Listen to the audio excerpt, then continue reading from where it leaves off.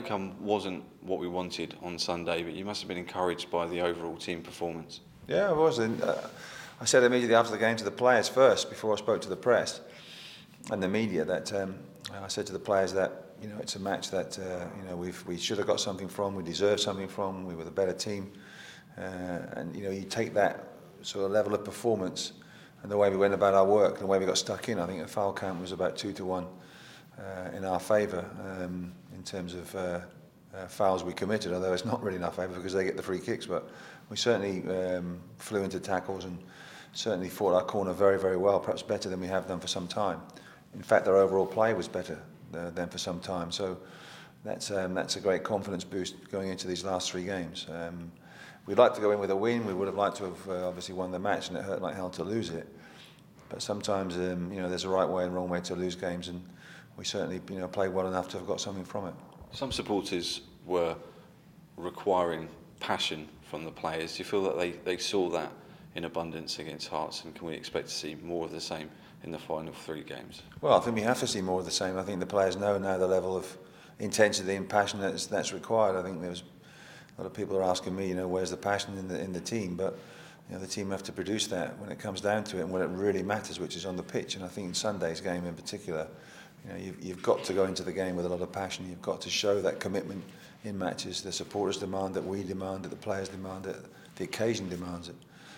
And it's going to be the same this weekend. It's not a derby, but it's a match that we want to replicate the intensity of a derby. We want to replicate the intensity of our performance, and that comes through the crowd, that comes through the players, and on the pitch is where we excite the fans and we give them hope and we give them belief and we give them something good to watch. And we did that on Sunday, and certainly the crowd were with us. The crowd were terrific, second half especially. They really were, and they got behind the boys fantastically well. And we need that support when it comes to the next 3 matches, that's for sure. And I'm sure we'll get it because the Hibs fans want the same thing, exactly the same thing as what we do. Good performance, but more importantly, 3 points. Terry, how much of a lift has the return of Scott Robertson given you and everybody in the squad? Well, sometimes you don't know what you've got until you lose it or until it's missing. And with Scott's injury, and it seemed an innocuous injury when he picked it up in the under-20s match against Celtic, and you sort of realise when he's not in the team what he does bring to the table, and he certainly gave us that intensity in the hour that he was on, and he's run out of steam, and I thought he was going to get sent off towards the end because he was getting tired and making 1 or 2 rash sort of tackles. But that hour will stand him in good stead for this weekend and for the next 3 matches, or the 2 matches after this weekend. So we're delighted to have him back. He gives us a good quality in midfield.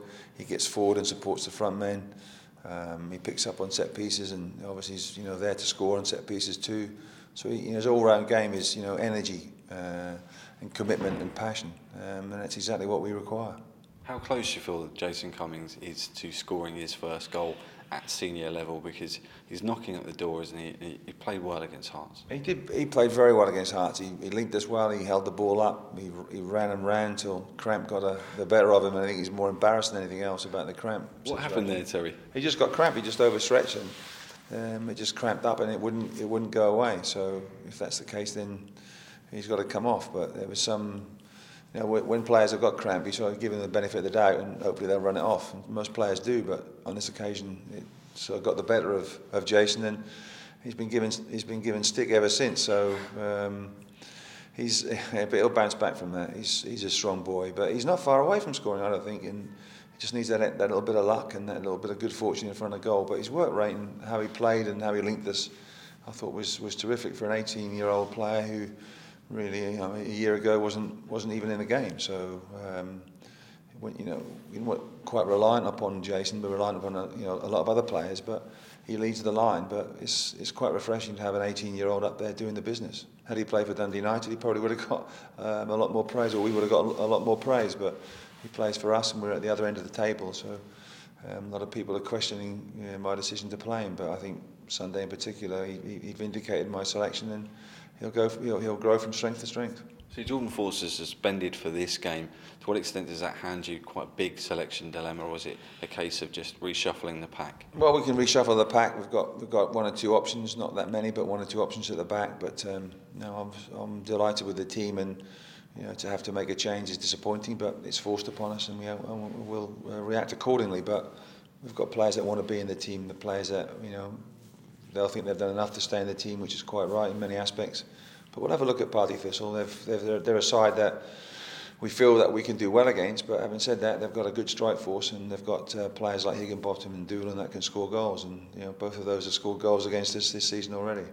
Conceding twice in a matter of a few minutes, both from set pieces, is that something that really disappointed you, and how have you tried to address that on the training pitch? Yeah, it did disappoint me. I'm a defender that likes to win balls both in both boxes, and Morris is a defender who knows how to rumble people up and knows how to block and all this sort of thing and do things, and we're disappointed that we conceded 2 soft goals from our point of view from just 2 crosses in the box, and it hurt like hell because the rest of our general play was excellent. So yeah, we'll work on that. We've already done some work in terms of set pieces, but we'll certainly make sure that we're really switched on, because set pieces can make such a big difference, and we'll work that a little bit harder where it really matters. So the crumb of consolation was the fact that we scored through Jordan Forster.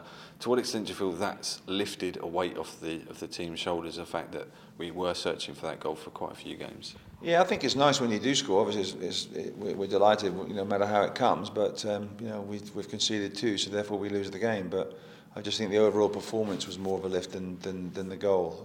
It was a goal to get us back in the game. It certainly lifted the fans, certainly lifted the players. But in the end, it was too little, too late. But we've certainly been boosted by the performance of the team, the way it went forward, the way it defended, the way that it passed the ball, the way that it really got stuck in.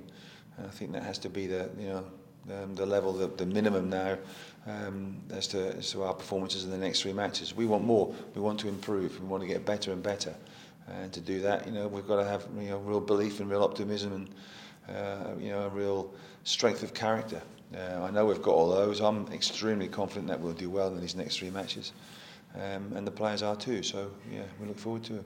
Obviously, the immediate focus is on the here and now and making sure that we rack up as many points as possible and rise up the table as far as we can. But obviously, looking further ahead, there's the news this week that Leanne Dempster has been appointed as the new chief executive as of the 1st of June. What was your reaction to that piece of news when you were made aware of it? Well, I'm delighted that she's going to come on board, because she's got different strengths to the other directors and other members of the board, and I think that's a really good thing to take the club forward. We want to take it forward on the pitch, which is where it does really matter.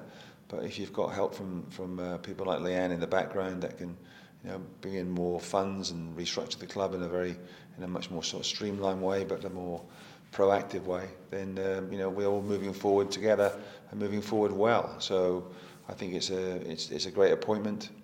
Certainly doesn't alter my role or my job or my task, but it can certainly help to give me the tools to do the job and give me the players that we require next season and beyond that. So I'm delighted. I don't really know a lot about her. She came to Motherwell after I left and after Morris left as well, so we're not too sure how she works. But judging by all reports from Motherwell, she's done a first-class job there.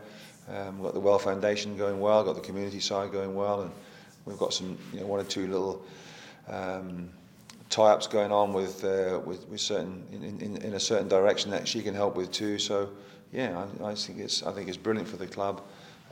But that's in June. That's next summer, and that's after the season's finished. And we obviously want to finish the season on a high. But what really does matter it's not off the pitch at Hibs.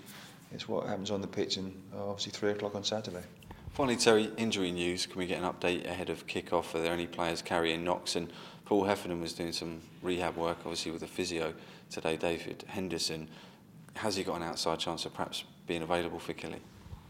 Maybe he has. He comes back into training on Monday, so we'll assess that. It's all hands to the pumps when it comes down to these next 3 matches. So, yeah, someone with Paul's experience can certainly help us and help us where it really does matter on the pitch. But Jordan Forster suspended. The rest of the boys are doing looking okay.